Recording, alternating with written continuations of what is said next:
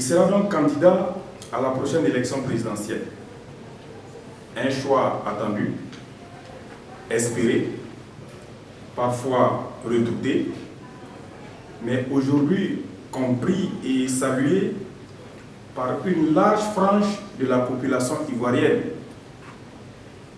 Car au-delà des considérations partisanes, il s'agit d'une décision qui s'impose comme un acte de responsabilité face à l'histoire, aux menaces qui planent et à l'avenir d'un pays qu'il n'a jamais cessé de servir.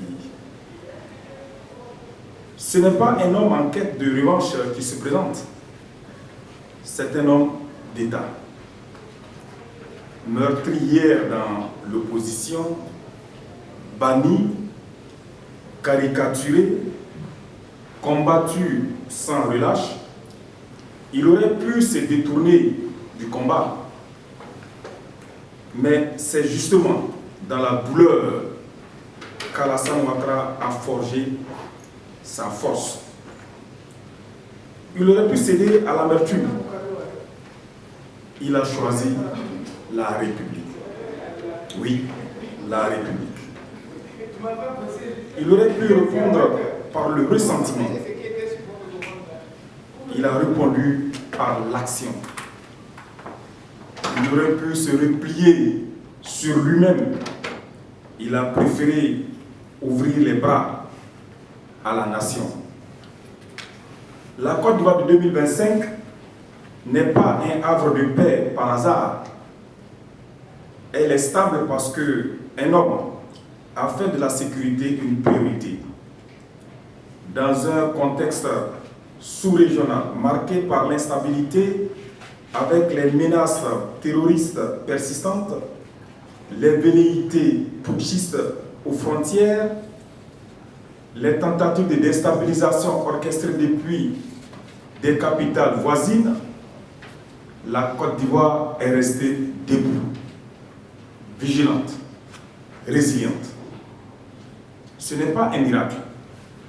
C'est le fruit d'une vision, d'une stratégie d'investissement massif dans les forces de défense et de sécurité, d'un renforcement du renseignement, d'alliances solides avec les partenaires internationaux.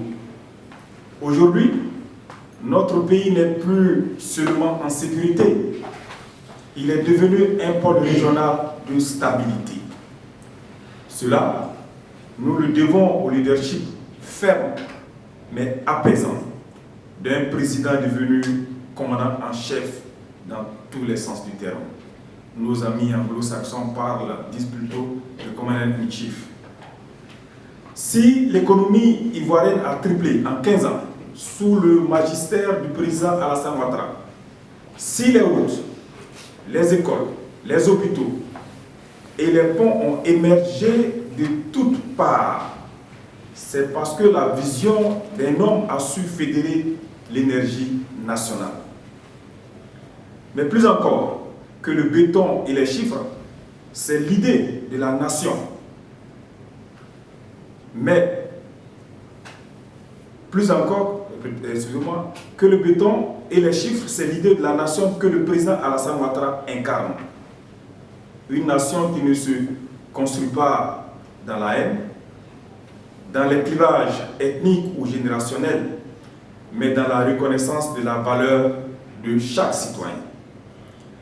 Aujourd'hui encore, alors que certains attisent les peurs, manipulent les foules et pactisent avec les forces obscures hostiles à notre souveraineté, Alassane Ouattara choisit la stabilité, le dialogue, la protection des acquis et la poursuite du progrès.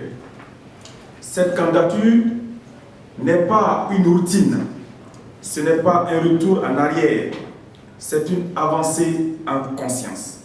C'est l'acte d'un homme qui connaît le prix de la paix, qui mesure le poids des responsabilités et qui, au soir de sa vie publique, choisit une fois de plus d'être là, non pour lui-même, mais pour son peuple. pour que la Côte d'Ivoire ne replonge jamais, plus jamais, pour que les générations futures trouvent un pays debout, libre et prospère. Alassane Ouattara n'est pas un candidat, un simple candidat, il est le bouclier de la nation pour une Côte d'Ivoire plus juste, plus humaine et plus prospère. Je vous remercie.